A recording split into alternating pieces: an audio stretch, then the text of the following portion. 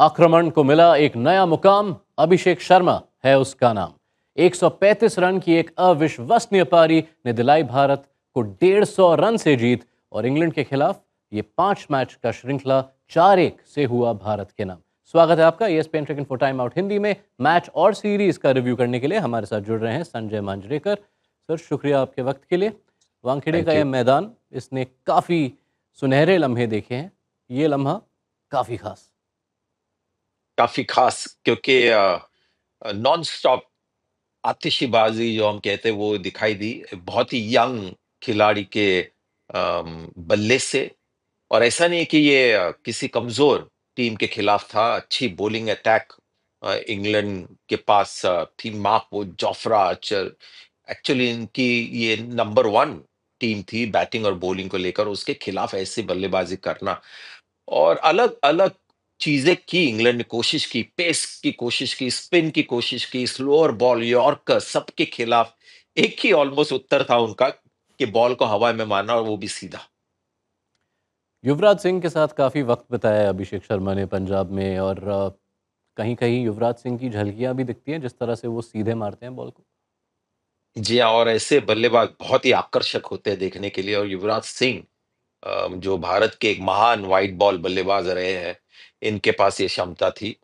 और उसी तरह लगातार छक्के मारना भी शायद युवराज सिंह से ही सीखा होगा, क्योंकि कभी-कभी ऐसे लगता है कि 2-3 मारने के बाद यार थोड़ा-सा अ, आस्ते खेलता हूँ, आराम से खेलता हूँ, ये इनिंग्स को थोड़ा-सा बढ़ाता हूँ, लेकिन इस तरह से सोचते नहीं और इनसे ही इनके बल्ले से ऐसे स्कोर्स निकलते हैं जहाँ पर रिकॉर्ड ब्रेकिंग 100 बन जाते हैं। अब इस सीरीज़ को अगर हम पूरी तरह से देखें तो काफ़ी कंट्रास्ट हो जाता है दोनों सलामी बल्लेबाजों में, क्योंकि सीरीज़ के पहले संजू सैमसन गजब के लय में थे। इस सीरीज़ में उनके बल्ले से बिल्कुल रन नहीं बने, लेकिन अभिषेक शर्मा ने दो काफ़ी आकर्षक पारियां खेली। जी हाँ, संजू सैमसन आज मुझे लग रहा था कि थोड़ा-सा उन्होंने काउंटर अटैक किया, शॉर्ट बॉल के खिलाफ ऑलमोस्ट 2 छक्के लगाए उन्होंने। और वैसे ही थोड़ा-सा उसी दिक्कत में अपने आप को उन्होंने पाया। एक नई उन्होंने ट्रिगर मूवमेंट जो हम अक्सर बात करते हैं, उन्होंने निकाली है। लेग स्टंप के बाहर बिल्कुल पीछे चले जाते हैं और ऑफ साइड पे ज़्यादा खेलने की कोशिश करते हैं। और जो गेंद लेग स्टंप पे है, उसको हमने देखा कि पहले 1-2 मैचेस में ग्लांस करते थे down the leg side. Bouncer के खिलाफ अब जब शॉट मारना वो चाह रहे हैं और तेज जब बाउंसर आता है तो बिल्कुल शरीर में जब आता है तो ऑलरेडी वो लेग स्टंप के बाहर चले गए हैं, तो थोड़ी दिक्कत होती है। कई बार थोड़ा स्लो भी मेरे हिसाब से हो गए बॉल के ऊपर। पिछले मैच में बॉल इतना बाउंस भी नहीं हुआ। आज थोड़ी-सी चालाकी करनी चाहिए थी जब बाउंसर के खिलाफ शॉट मारा है, तो अगर एक्सपेक्ट कर रहे थे तो ये ट्रिगर मूवमेंट अगर ऑफ स्टंप पे जाता, तो फिर बॉल के अंदर आके वो शॉट और वानखेड़े स्टेडियम में तो वो छप्पर पे जाता। तो ऐसा अ, एक उपाय था उनके पास। कहीं न कहीं मुझे लगता है कि उनको ये चीज़ें अभी सीखनी होगी। लेकिन जिस तरह की गज़ब की बल्लेबाज़ी इस सीरीज़ के पहले उन्होंने की है, मुझे यकीन है कि इनके साथ थोड़ा-सा संयम, धैर्य दिखाना होगा। और मैं भी समझता हूँ कि वो सही चीज़ होगी। जी। और भारत के लिए एक ख़ास सीरीज़, क्योंकि आप उस इस तरह से देखें कि एक सलामी बल्लेबाज़ के बल्ले से ज़्यादा रन नहीं आए। आपके कप्तान जो आपके सर्वोत्तम बल्लेबाज़ हैं, उनके बल्ले से रन नहीं आए, लेकिन तब भी 4-1 से एक बेहतरीन टीम को हराया है। तो ये दिखाता है दबदबा। ये दबदबा संजय दर्शाता है इंडिया की T20 रेवोल्यूशन किस तरफ ले जा रही है उन्हें।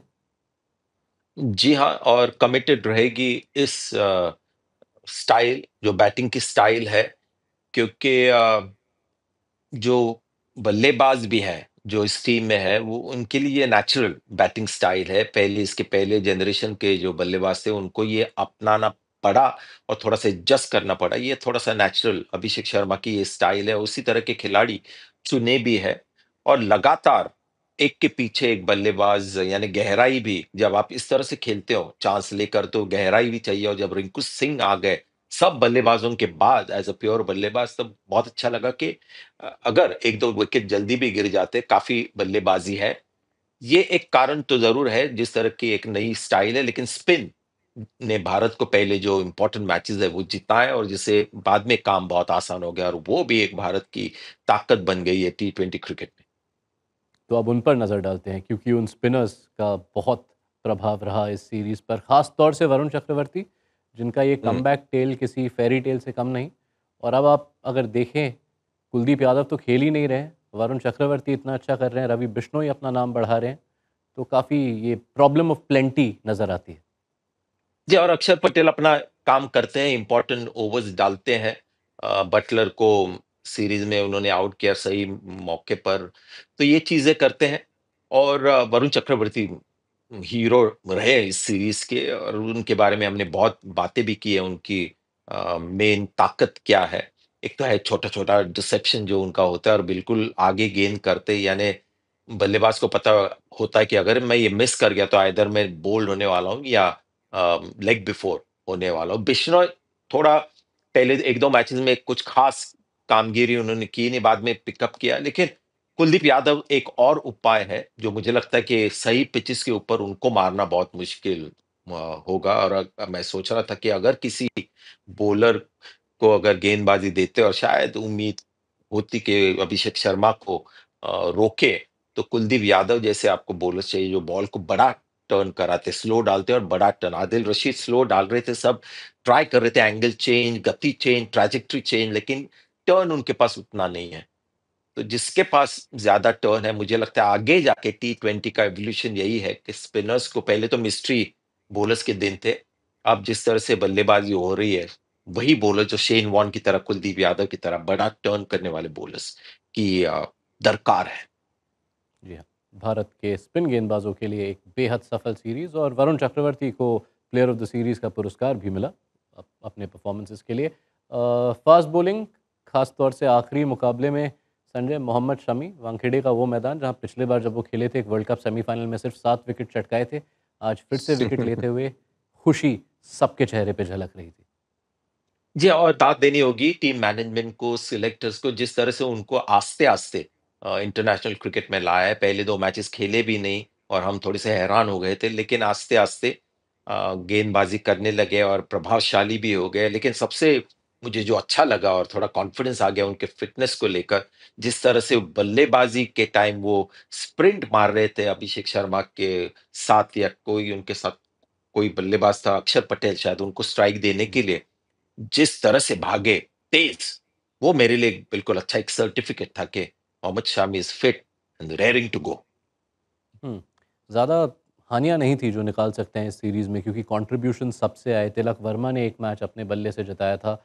लेकिन एक जो स्ट्रीक जो भारत को नहीं छोड़ रही है अभी संजय, भारत के कप्तानों के बल्ले से ज़्यादा रन नहीं आ रहे जिस भी फॉर्मेट में देखें।